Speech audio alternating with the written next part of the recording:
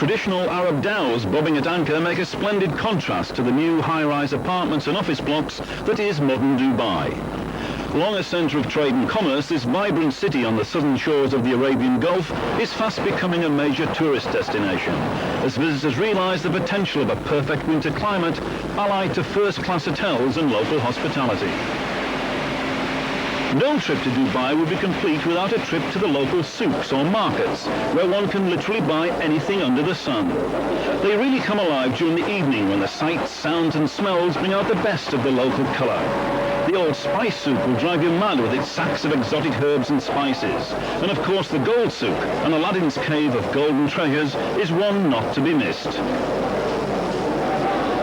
Whilst Dubai is a perfect holiday destination, it also has a strong sporting heritage, and nowhere is this better illustrated than with the Dubai International Rally, traditionally the final round of the Middle East Rally Championship. This year was to see a bitter twist in the fight for the championship title, a race that had been destined to go right down to the wire. Dubai driver Khalifa Al-Matawi, leading by only 3 points from Saudi Arabia's Abdullah Bakashab, was unable to start the event after being called away on government business at the 12th hour. The victory team accepted their position philosophically and put all their efforts into their other driver, Sheikh Sahel Khalifa. It affects the team for the championship, of course, because we're going to lose the championship this way.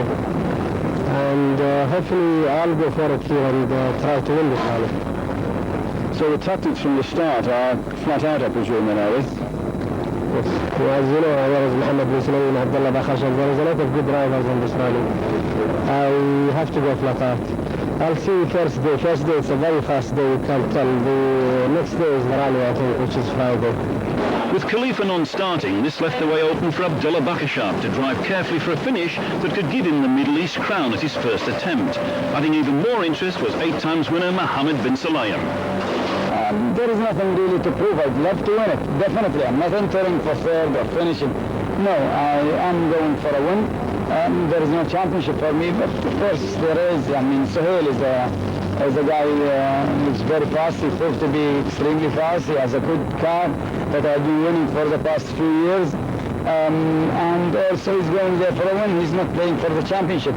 The only one who's playing for it is Abdullah. He has to finish to get some points to win the championship. As well as the leading local crews, competitors were also attracted from across Europe and the rest of the Middle East. Indeed, there were even 2 crews who made the long journey from Australia, all attracted by some first-class competition, plus the added incentive of the generous prize fund, which ran into tens of thousands of dollars, the biggest in the Middle East Championship. Thursday the 29th of November, and the rally starts from the Wafi shopping centre on the outskirts of Dubai. An air of tension always present as the minutes tick away to the start. Mohammed bin Sulayman, with long-time partner Ronan Morden sitting alongside him in the co-driver's seat, leads the 45 cruiserweight for the first day's action to the southwest of Dubai. Behind him, Sahel Khalifa in the victory team Toyota Celica. Local pride and team honour at stake here to salvage something after the last-minute withdrawal of Khalifa Al-Matawi.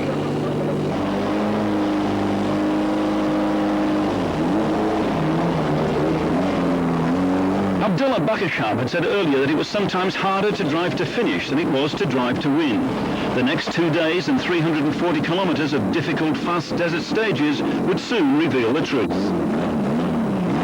After a short spectator stage to get everyone warmed up, it was on to the first real desert stage around the creek at Al Khor, just outside the city.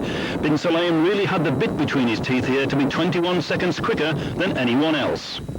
Second fastest Khalifa simply had no answer to this, but to further emphasise the speed of Bin Sulayman, Khalifa himself was 22 seconds quicker than third-placed Abdullah Bakashab.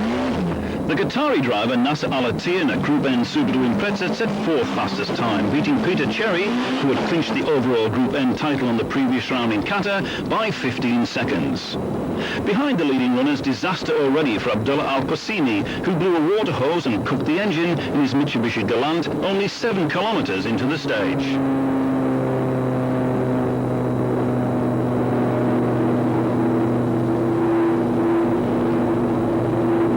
Of the others, well, they were just going at their own pace, with no real threat to the leaders. A finish first and foremost with a group or class win as an added bonus was their objective.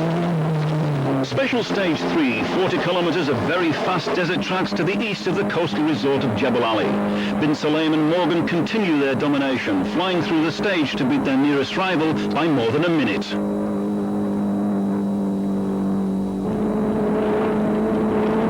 For Khalifa, this stage turned out to be an absolute nightmare. His offside front tyre is in the process of disintegrating. The flailing rubber has already removed the front wing.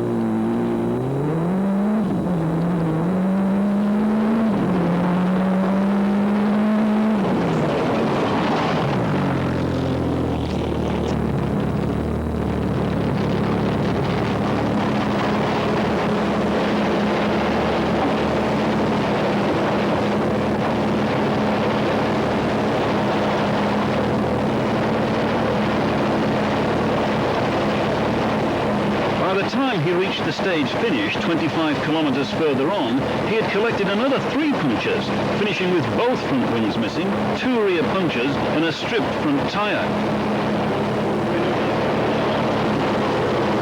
A faulty batch of Pirelli rubber was suspected, which was no consolation to Suhail, who lost 4 minutes to his rivals, dropping him back behind Bakashab to 3rd place overall.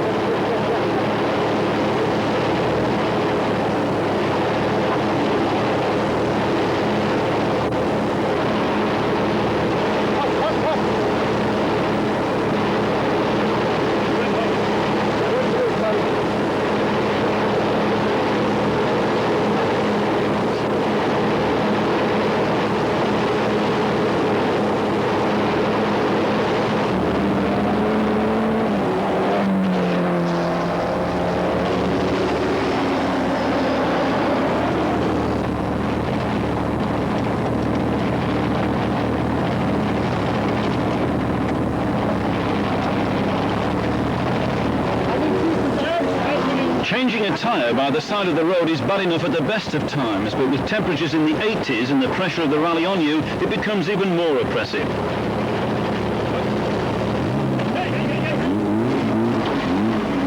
Mistakes can be made, and while stalling a car has happened to us all, in a rally when the engine is red hot, it can spell disaster if it refuses to fire up again. Fortunately, on this occasion it does, and they speed off, frantically fastening up safety belts while trying to read the pace notes and concentrate on making up that lost time.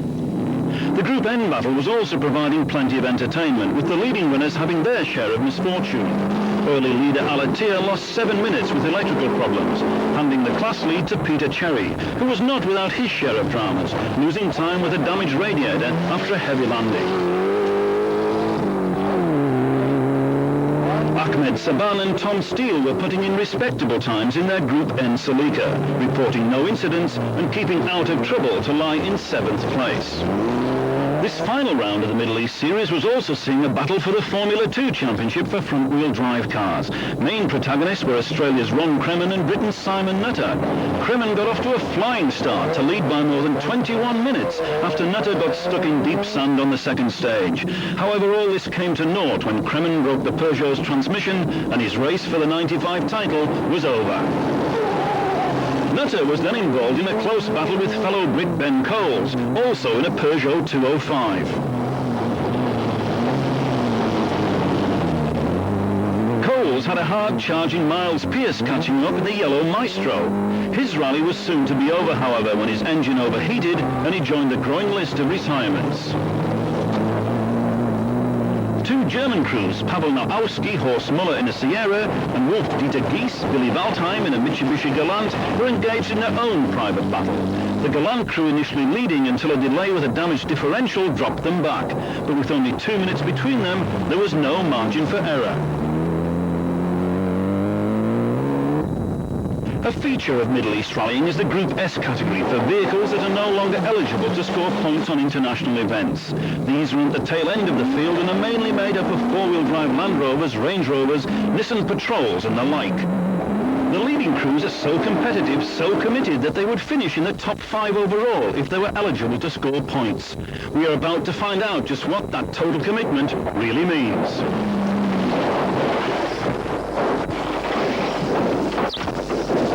In the immediate aftermath of the accident, we feared the worst. The Land Rover rolled 3 times, on the second occasion clipping our camera, but missing the cameraman by inches.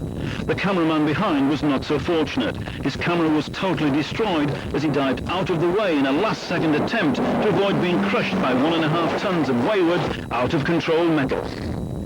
With debris scattered everywhere, it was nothing short of a miracle that everyone escaped with nothing more than shock. Co-driver Martin Moore suffered from the effects of whiplash and minor cuts to his face, whilst we could only stand and marvel that the roll cage, safety belts and crash helmets had withstood the ultimate test. Showing the OK board to signify to following crews that despite the destroyed wreck that confronts them, everyone is all right, we talked to Hassan Al-Sadadi. Hassan, I think we were very lucky indeed to get out of that without injury, weren't we? Yeah, it's alhamdulillah, it's no problem. And we're all over and it's happening all over in the Middle East. So it's no problem for me, no problem for me to drive, just a little bit scratch. And it's, it's normal to happen in Raleigh, and but I have problem also with the intercom. I can't hear and well. So I think it's jump and not jump forward. And we hit the first jump and the jump, second jumps, you cannot control it. So we're over. We have other cars ready for next time. No problem. The car is lost, no problem, but we are all right. This is the main thing. Well, I admire your pluck and courage in wanting to continue rallying after that. I know from my perspective, I almost felt like giving up filming after you looped the loop over the top of me. But there is more than dangerous than this rally in Europe. You can all over from all the hell, Because they have all the valleys and mountains. But this one's normal for the years. It's easy to find the people right. And actually the road part of the cars, this is the most important and the seat belts. So, no problem. Meanwhile, the rally rolls on. Standing a little further back from the action, we watch as Bin Sulayem continues to dominate the rally. Bakashab holds second spot, reporting no problems and driving at his own pace, knowing he only has to finish in the top 7 to clinch the championship. Suhail Khalifa, as impressive as always, fights to make up the deficit of his earlier punctures. He's more than 10 minutes ahead of a by now increasingly distant chasing pack.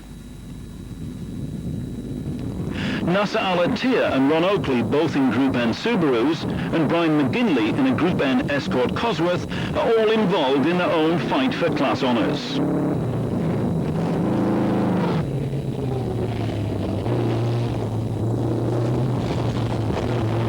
The last desert stage of the day, and as spectators wait for the leaders, there's time to indulge in a smoke of a traditional hubble-bubble pipe. This peaceful scene is soon shattered, however, with the arrival of Bin Sulayem, who bounces his escort across the sand, picking his way through the scrub, secure in the knowledge he's still in the lead, but not without his problems, as we find out at the following service point.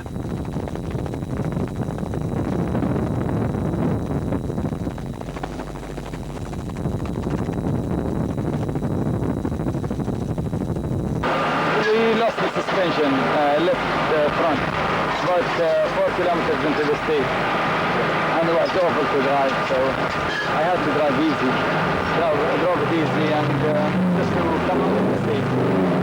Suspension, just something was, I think, from the vibration, something the voice came up, so I was banging, and I thought I would not get out. Turned out I'm out, okay, I lost you nearly 55 seconds exactly.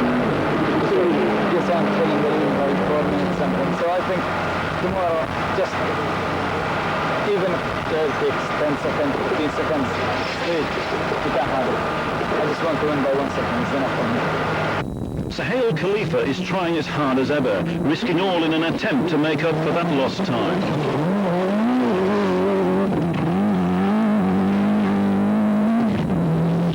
Abdullah Bakashab isn't hanging about either, and that Middle East Championship title looks as if it's heading his way.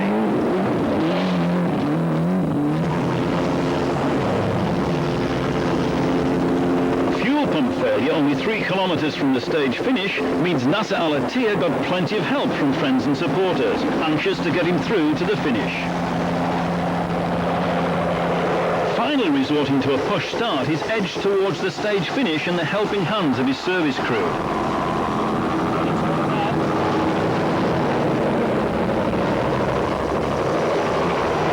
However, despite the enthusiasm of the spectators who come bouncing across the desert from all directions, it's his service crew who finally drive into the stage, effect repairs, and make sure he gets to Dubai to start day 2.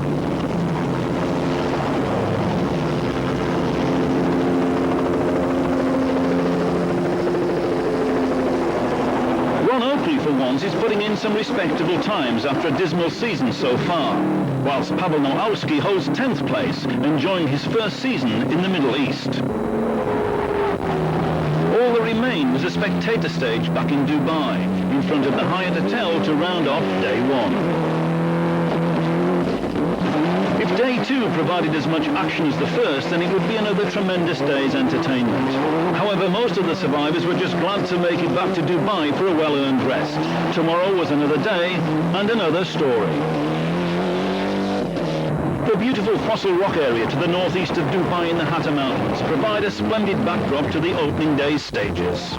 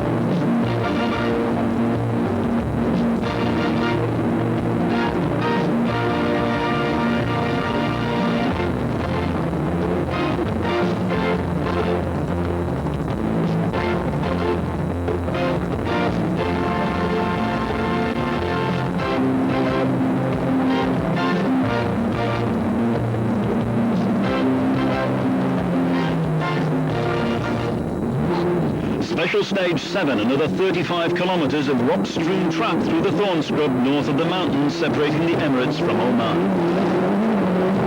Bin Sulayem continued his charge at the head of the field, with Suhail Khalifa now firmly established in second. Bakashab is content in third place, safe in the knowledge that it was enough to net him the championship title.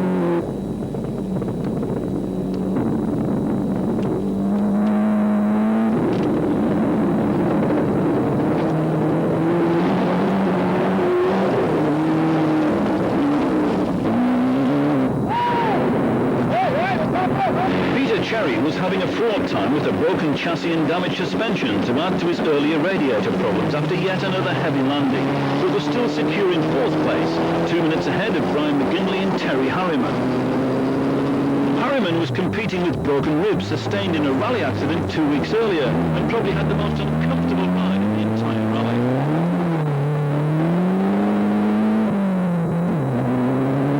Qatari driver Nasser Al-Attiyah, it was the end of the rally after a promising drive that saw him with a commanding lead in Group N at one point. However, his engine, sounding absolutely terrible as it goes past us, let go only a few hundred yards further on, and his rally was over.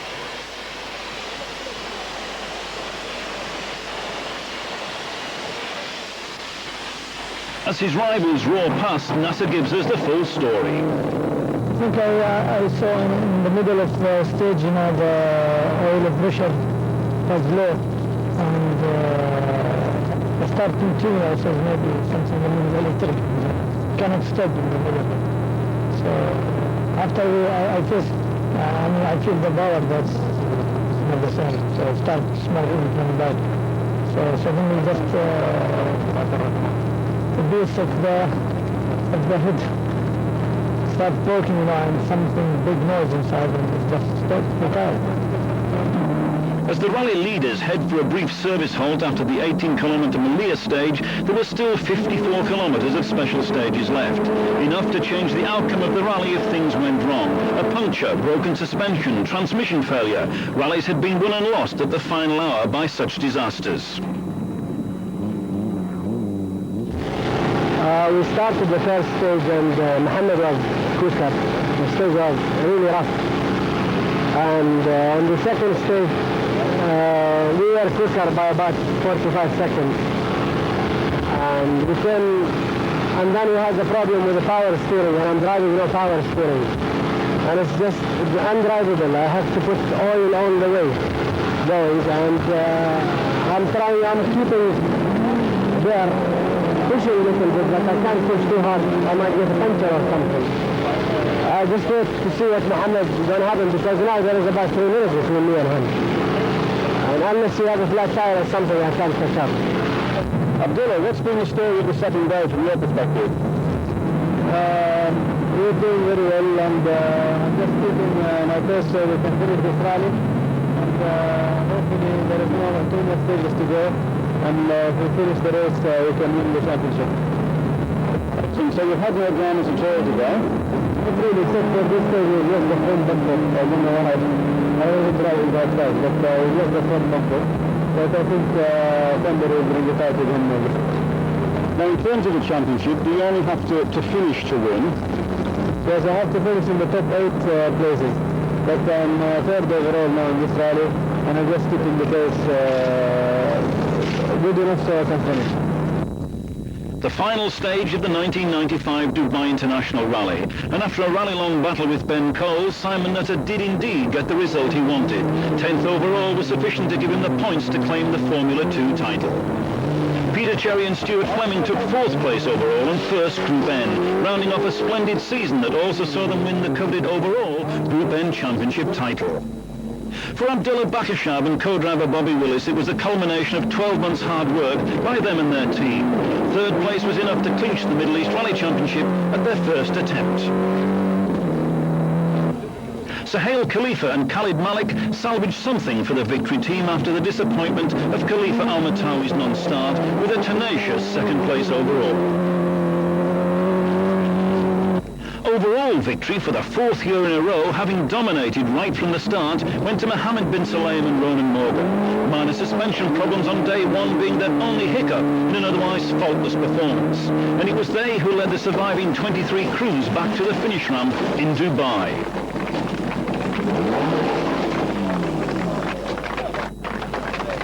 Bin Sulayem confirmed his reputation as the most successful driver in Middle East rallying. His commitments in the World Championship arena mean that his talents are all too infrequently seen in his native environment, save for his annual sortie to his home event in Dubai, something that his rivals are probably extremely grateful for.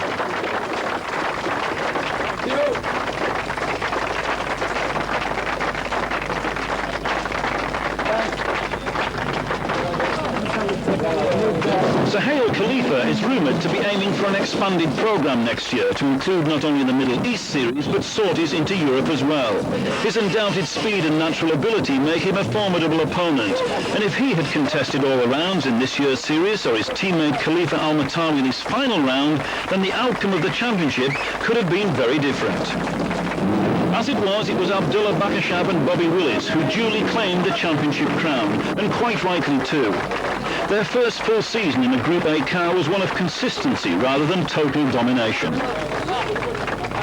However, whilst Bakashab, an unassuming young man, has proven he has the talent to succeed, it remains to be seen whether this time next year, when everyone meets once again in Dubai for the final deciding championship round, if it will be him or one of his rivals that steps up to claim the title of Middle East Rally Champion.